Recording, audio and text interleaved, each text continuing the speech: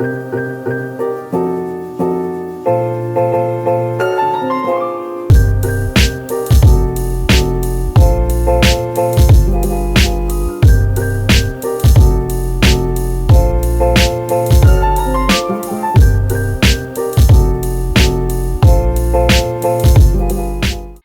guys, welcome to my YouTube channel. I wanted to make this introduction video and I thought what better way than to introduce my watercolor supplies with you guys. So here is my sort of basic watercolor kit. First, let's talk about the watercolor. You can use whatever watercolor you can find. I really started with the cheap Crayola sets and they are awesome for starting out. I slowly realized that those paints were chalky and they weren't doing much for my paintings, so I bought this full pan set from Winsor & Newton. This is the Cutman series and it came a long way. You can see I still have a lot of pigment on here. I also did squeeze out a lot of my tube paints here to make it a more sort of diverse set in terms of the color. And these are great to even travel with. The pigment is nice. It is really rich and vibrant, even though it is a student grade paint. I also have these Kuretake paints. I haven't used these a whole lot, but from what I have used, I can tell you that they are a little more opaque than some of the watercolors that I own. So I almost use it like gouache and for making final highlights over some of my watercolor paintings. And I also love all of their metallic tones that come. But my main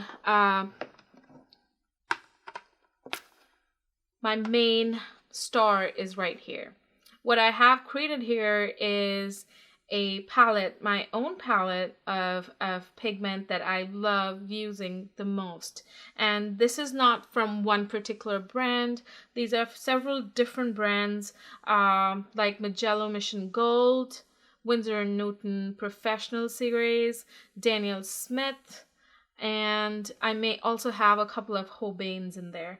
So really go for what you are comfortable with. You do not have to start with so many pigments. You can start with the primaries and then slowly you'll see that you'll start accruing this collection, and then you'll find your favorites and you'll make this palette over and over again so you can get closest to what phase you're in, whatever you're trying to paint. I paint florals for most of the part, so I like using a lot of flowery colors. I also have a bunch of neutrals and greens for my greens for the leaves and foliage. I do paint landscapes and abstracts sometime. For that, I have a ton of blues for my sky, and I also have a gold gouache in there, which I use from time to time to tint my paintings gold. Which girl doesn't like gold, right? I also have Dr. P.H. Martin's Radiant Watercolor. I haven't used these much yet, but from whatever little I've used, I can tell you that they are really concentrated, and that word concentrated just holds so true. You have to really water this down if you're looking for a realistic watercolor effect, but if you are into really vibrant type of paintings, this is the most awesome sauce you will find out there. Some of my other supplies that are the most important is paper. For paper, I use two kinds. I use the Arches cold pressed paper, and I like the watercolor block because the paper is already prepped for you. You don't have to tape it down.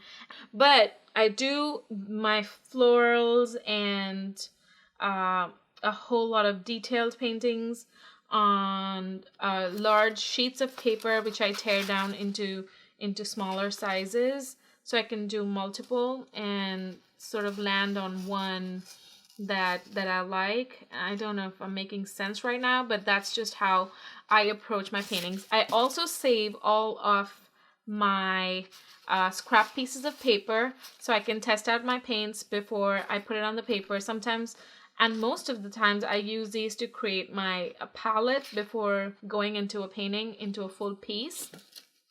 So save those scraps of paper if you are tearing down sheets.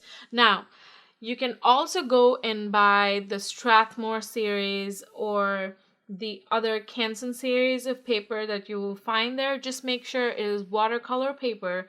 If you do a lot of detailed work, go for hot press paper. It has a lesser tooth on it versus cold press paper, which is traditionally the more conservative form of watercolor paper, which has a very nice tooth on the paper. So take your pick.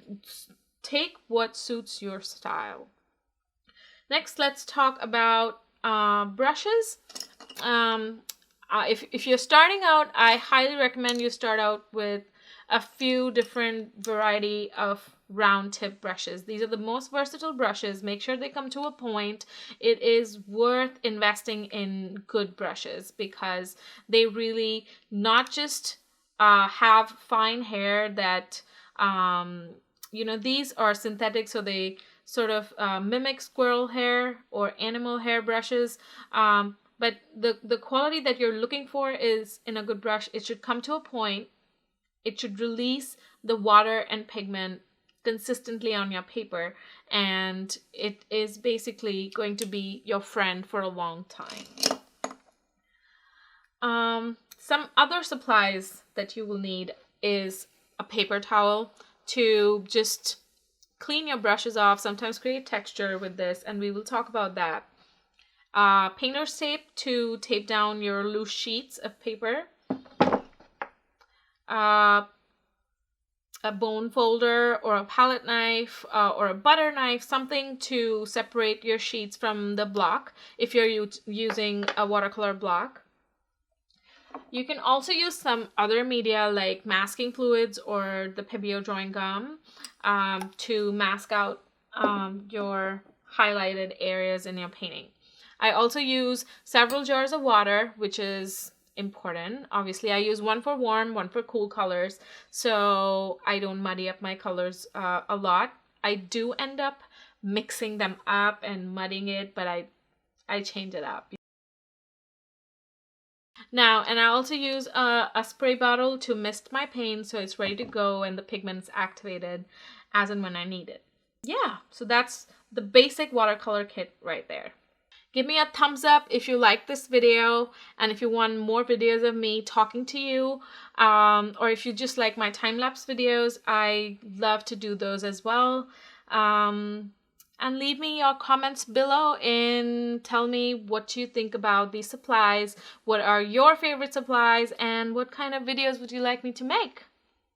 Peace out.